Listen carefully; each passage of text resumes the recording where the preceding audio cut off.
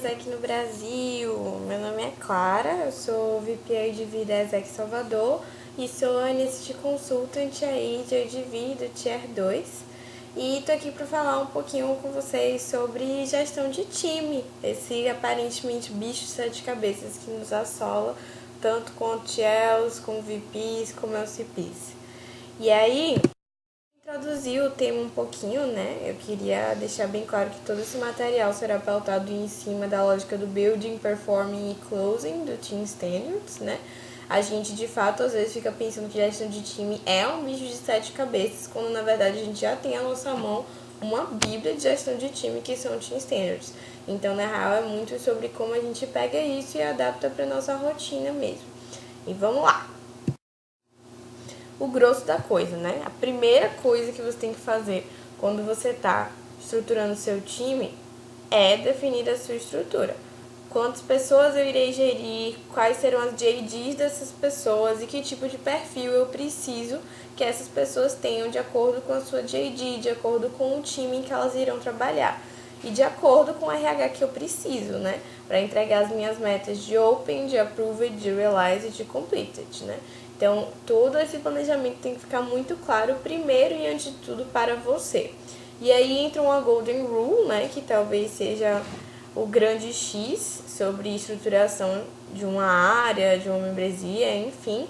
Nem tanto, nem tão pouco, né? Entender exatamente qual é a demanda de RH que você tem para entregar as metas que você precisa, para que você não fique nem com muita gente que fique sem fazer absolutamente nada, e nem que você fique com muito pouca gente que acabe sobrecarregado e saia no meio do semestre porque não está aguentando.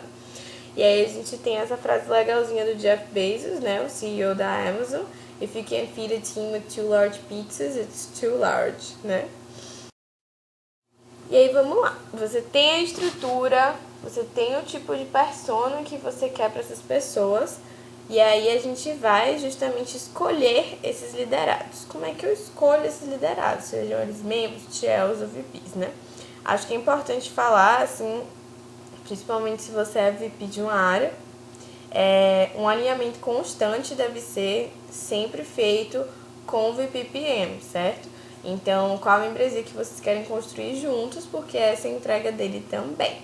Então, quais os perfis que você quer para a área, até se você tiver em timeline de Pixel, isso é extremamente importante. E aí, quando a gente fala de TLs, de membros, algumas ferramentas legais de análise de perfis são interessantes de ser trazidas, né? A gente tem aí, eu botei como exemplo, o Enneagrama, o MBTI e o PMAI. E aí tem os links dos três que você pode dar uma acessada, dar uma olhada em como funciona. E só uma dica, né? São três ferramentas muito interessantes. O PMAI também, a galera não ouve tanto falar, mas ele também é baseado na teoria dos arquétipos de Jung, assim como o MBTI é baseado na teoria de Jung. Então, são três ferramentas muito bacanas. Mas não fique tentando utilizar diversas ferramentas que você não sabe exatamente como funcionam, sabe? Use também o que é natural para você. Se você quiser se ater ao bom e velho Enneagrama, ele é muito bom para você entender a sinergia de um time, a sinergia de um time com você. Então não tem problema algum. Se você conseguir usar mais, se você quiser fazer uma análise mais holística, é show também. Mas se não quiser, não tem problema algum. Sempre considere o histórico da pessoa, suas percepções acerca dela e as próprias percepções da pessoa acerca de si mesma. E aí entra esse outro quesito, né? Tanto no CA, quanto antes da eleição, quanto depois da eleição, em qualquer momento que você achar pertinente, ter um one-to-one com a pessoa que você possivelmente irá liderar, a pessoa que você irá liderar, é a melhor coisa que você pode fazer. Porque tudo isso são ferramentas que você tem de forma externa para analisar essa pessoa, que óbvio que são pertinentes, mas ninguém melhor para falar sobre como alguém funciona do que ela mesma, né? Então, o one-to-one é tudo para compreender melhor seus liderados. E aí, show! O time tá montado, tem uma estrutura show, tem os perfis que eu preciso para entregar isso, eles interagem bem, vou construir o meu time. E aí? Nunca é demais investir em construção e estruturação. Tenha isso muito claro. Um time bem construído é um time que irá entregar bem um semestre, uma gestão, o que for. Construir é você investir na sua gestão, certo? E talvez alguns diriam que um time, na verdade, gestão de time é sobre uma constante construção. Você nunca para de construir o seu time. Mas vamos falar aí um pouquinho desse começo da experiência. Eu dividi em 5 pilares aí, que a gente pode falar sobre essa construção. A gente vai falar um pouquinho sobre eles, mas qualquer coisa, esse material vai estar disponível para vocês explorarem um pouquinho.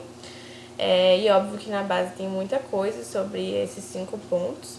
E aí, vamos lá. Em Get to Know, né? Seu time precisa se conhecer, isso é óbvio.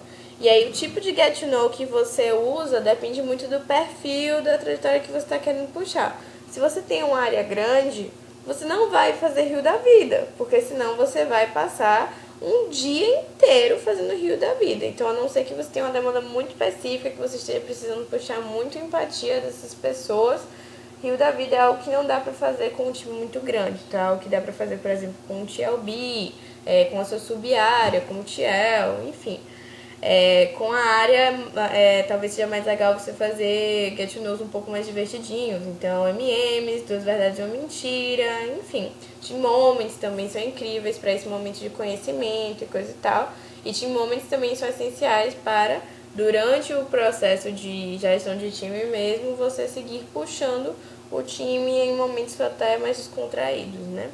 E aí, o tipo de get to know que você utiliza, como eu falei, varia muito do que você está querendo puxar das demandas daquele time. Deixar muito claro assim também, investir em get to know é bom, mas um time que tem empatia, um time que se conhece, não necessariamente é um time que funciona, né? Às vezes a gente fica muito pensando que os membros, os Chelsea, precisam se amar para funcionar, quando na verdade a gente às vezes precisa que eles tenham mais clareza de um planejamento, de uma estratégia, além, é claro, de se conhecer e de se gostar, enfim, pelo menos gostar de trabalhar um com o outro, né? E aí a gente entra nesse outro quesito, que é a estratégia. Vocês se conhecem enquanto indivíduos, agora a gente vai se conhecer enquanto time e o que a gente quer entregar. Existem também diversas dicas de como você pode fazer esse planejamento estratégico, mas o clássico é o Parthenon, né, que a gente usa, e que ele é bem completo de forma geral. Então você pode tratar ali no Parthenon os valores, que são a base da casinha, a base do que você quer entregar, os drivers, os KPIs, a visão e a ambição. Então é o mínimo que você precisa para o time ter claro. É muito legal se você conseguir ter esse planejamento estratégico visível para a sua área ou para a sua sub-área em algum lugar. Então, numa planilha que todo mundo tem acesso, no pódio, enfim. Porque isso é algo que deve ser puxado a todo momento. É muito comum a gente cometer o erro de traçar um planejamento estratégico e deixar por isso mesmo, sabe? Então, é algo que precisa ser puxado a todo momento. Então, ficar num lugar visual, uma planilha que seja, já ajuda muito nesse sentido. Mas é nesse momento também que você pode puxar uma identidade de time, né? Quem vocês são, enfim. Algumas dicas sobre identidade são talvez você trazer uma identidade que seja tanto engraçada, que dê pra puxar coisas engraçadas, quanto valores mesmo. Vou falar um pouquinho mais adiante sobre a minha experiência de time, e aí acho que dá pra entrar um pouquinho nisso. Mas vamos lá. Rotina. Rotina é algo muito essencial de você fazer junto com o time. Então, quando são as reuniões, quando são passadas as jobs, quando as jobs serão traqueadas, quando é reunião diária, quando é reunião de time, quando é reunião de TLB, ela é presencial ou é online, que ferramentas serão utilizadas na gestão de toda essa informação. Então, tudo isso precisa ficar muito claro nesse momento de construção de time e precisa ser construído juntos. Se você constrói a rotina junto com o time, você tem muito mais respaldo para quando o membro vem falar alguma coisa, quando o Thiago vai falar alguma coisa, ai, nossa, eu não sabia, não me atentei para o chat. Pô, você construiu junto com a gente no time, sabe? Então, o membro e o Thiago, eles se sentem muito mais pertencentes a isso e você consegue traquear isso e cumprir isso com muito mais segurança. A gente vem para o operacional, né? O operacional, talvez ele tenha muito mais sentido agora nesse momento do segundo semestre, mas no primeiro semestre é óbvio que ele pode ser feito também. De forma geral, quando a gente pega a área, seja no primeiro ou no segundo semestre, a gente observa muitos gaps que são operacionais, assim, pontualmente, digamos. E aí, vale você ter, por exemplo, fora de um Team Day, um Summit, talvez. Então, por exemplo, eu acho que a minha área hoje tem um gap muito forte em leads de IDV. Eu acho que a minha área hoje tem um gap muito forte em IR. Então você vai pegar a sua área e você vai sentar com eles em uma tarde para fazer um summit sobre isso, para todo mundo fazer vários brainstorms e sair com projetos consolidados, com responsáveis finais e com KPIs, para que isso não seja mais um gap para essa gestão, né? É algo também meio opcional, enfim, acho que depende muito mais do momento que você está vivendo com o seu time e do que você quer com o seu time. Aí a gente tem XP, expectativas. É muito legal você conseguir traçar isso. Então, por exemplo, em um time de TLB, né? Você pode traçar as expectativas divide um flip em 3, e aí você traça as expectativas dos TLs para com o VP, do VP para com os TLs e de todos para o TLB como um todo, sabe? Como vocês agem juntos. Então, o que vocês esperam, o que a experiência representa para vocês, as atitudes que vocês esperam um do outro. Enfim, é muito legal você tratar, porque a todo momento você tem como ter esse embasamento para se auto-traquearem quanto ao que vocês não estão conseguindo cumprir, porque não estão conseguindo cumprir, enfim. E aí, Golden Rule de novo, né? Importante, se assegure de que a construção contemple a todos. Todos mesmo, porque aí a gente consegue ter uma identidade muito mais forte, ter uma união mesmo, porque se isso é construído em time, todo mundo tem muito mais pertencimento para entregar as coisas. E aí um adendo sobre identidade de time, que foi o que eu falei. Ter uma identidade que se conecte com todos e ainda evoque as metas e ambições do time, às vezes pode parecer bem difícil e não tão importante. Mas a identidade de time forte é o que vai puxar o grupo todos os dias de forma imediata para alcançar sonhos enormes. Então, no minuto que a sua sub-área começa a ter dificuldade em alguma coisa, começa a desviar de uma rotina, você fala, pô, gente, isso aqui que a gente construiu, nas identidades, sabe? Então é aquilo que puxa o time de uma forma imediata. Faça diferentes dinâmicas, invista nesse momento juntos para criar aquele nome que bata certo e de fato conecte a todos. Construa uma cultura dentro do seu time em cima dessa identidade. E de fato, assim, faça diferentes dinâmicas. Não tenta criar em um dia uma identidade que não vai contemplar todo mundo. Demora se precisar, sabe? Faz team moment, faz team day, faz summit, faz mais de um get to know. Investe nisso, porque isso de fato é algo importante, é algo que move o time.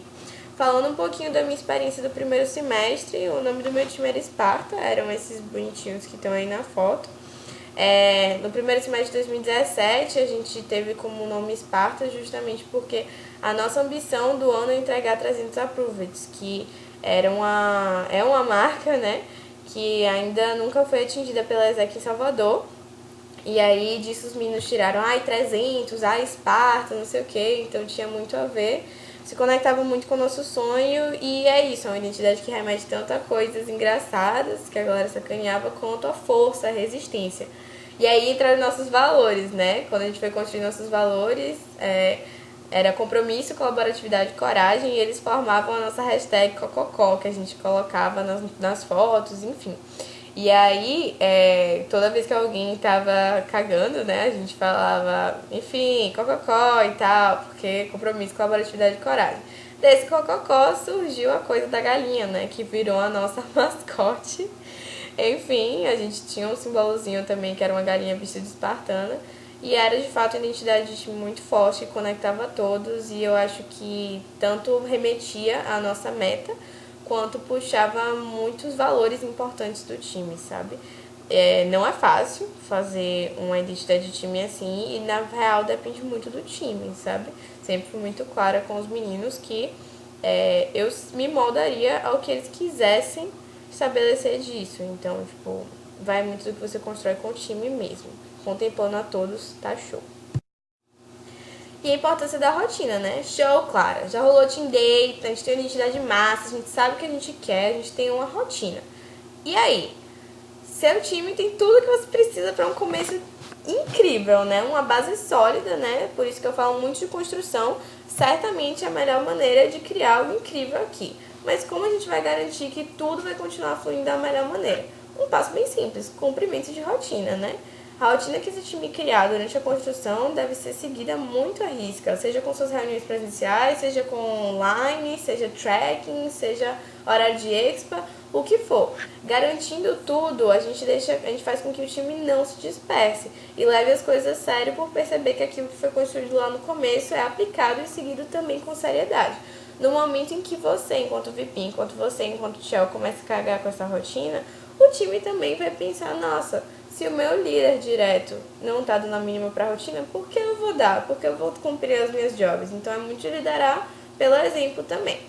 E aí entra eu acho que é essa linha tênue, né, da gente saber os limites das coisas, né? Saiba fugir também da rotina quando necessário, né? Se o time tá se sentindo desunido, enfim, o que for, fazer um team moment, um working out, um OH em um lugar fora do office, uma dinâmica com um externo, uma capacitação diferente, o nome diferente sempre atrai. Faça com que seu time se divirta com a experiência. Rotina não deve, não pode ser sinônimo de chatice. Um dos nossos valores enquanto organização é Enjoy Participation. Então, como a gente também constrói uma rotina que contemple a todos, né, nessa construção e que não seja maçante, porque a ideia é que a gente esteja aqui porque a gente gosta do que a gente faz, né? One-to-ones, como fazer, né? Assim, um adendo bem pontual sobre one-to-ones, que todo mundo sempre pergunta, ninguém sabe como fazer. O one-to-one realmente é um dos momentos mais importantes da sua interação com o seu liderado, porque é o momento em que você senta com ele individualmente para falar sobre suas expectativas, como ele está se sentindo com a experiência, e é importante que seja feito com alguma frequência, no mínimo que você faça no começo, no meio e ao final da experiência, para você entender exatamente como está a progressão desse membro, desse TL, desse VP. Mas show mesmo é você fazer um one-to-one por mês, assim, para você acompanhar de perto e ter uma noção assim do indivíduo que é o seu liderado e não apenas do seu time como um todo. Não existe um guideline muito específico do que abordar em um one-to-one. Depende muito do objetivo dele, né? Tente sempre manter em mente que o one-to-one é antes de tudo uma conversa. Eu posso dar várias dicas aqui, você tem que usar o que vale pra você, né?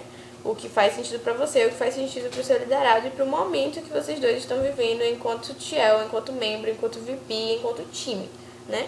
Então, alguns pontos gerais que podem ser abordados, como está a vida pessoal, é importante entender para sacar qual é o momento da vida do seu liderado, como está sendo a experiência, feedbacks para você enquanto líder, pedir feedbacks para ele que você tem para dar enquanto liderado, enfim. Entra aí essa frase do Jung que eu trouxe: conhece todas as teorias, domine todas as técnicas, mas ao tocar a alma humana, seja apenas outra alma humana, né? Ninguém quer ter um one-to-one, eu acho que com o chefe, né? A gente quer ter um one-to-one com o líder. Então, tem esse videozinho da Yaya aí, que também tô deixando o link, que tem umas coisinhas que não devemos fazer em um one-to-one, legal de ver também. E o Seven Cups of Tea é um site bem interessante, ele tem uma proposta bem, assim, incrível. E ele tem alguns cursos sobre escuta ativa, quando você se cadastra no site. Então, se vocês quiserem ir além também, ver esses cursos também pode ser bem show para entender melhor como trabalhar essa escuta dentro do seu time. Finalizando uma experiência de time. E quando você menos esperava, acabou! É hora de dar tchau! Encerrar a experiência da melhor maneira também faz parte da boa gestão, né? Dizem que 50% do seu sucesso é o seu sucessor. Então, reserva um tempo nesse momento para sentar com o time, ver o que foi alcançado, o que não foi, elogiar o que tiver de bom, analisar o que não foi tão bom assim, deixar um legado para o time do próximo semestre, do próximo ano, para eles entenderem como foi essa experiência, o que é que poderia ter sido melhor, o que é que foi show, enfim. Pode botar a música do Coldplay e chorar sim, é o momento de encerrar essa experiência e de cada um ter o seu luto pessoal com isso, né? E a hora da transição, então é muito importante que você, enquanto líder, garanta a sua transição, garanta a transição dos seus liderados. Os INSTs 2017.2, o Rian e a Jéssica e o JDV fizeram esse material bem show de transição de TLB, que a gente pode estar reverberando para outras instâncias também. Então, a importância de uma transição talvez seja justamente que a gente consiga alcançar uma continuidade no time, né? Para que não haja quedas tão bruscas nas curvas de aprendizado e tanto o time antecessor encerre bem a experiência quanto o time de sucessor inicie muito bem também. Pontos a serem abordados de forma geral na transição: conteúdo operacional da job, sentimentos sobre a experiência, análise de resultados alcançados, gaps remanescentes, enfim, esse tipo de coisa. Dúvidas, podem me procurar, falei um pouquinho demais, material está disponível aí, qualquer coisa, podem falar comigo via WhatsApp, podem me mandar um e-mail. Gestão de time não é um bicho de cabeças e a gente já, na verdade, às vezes sabe muito mais do que a gente acha que sabe, né? Então é isso, gente. Um beijo, um abraço, qualquer coisa, estou aí disponível para todos.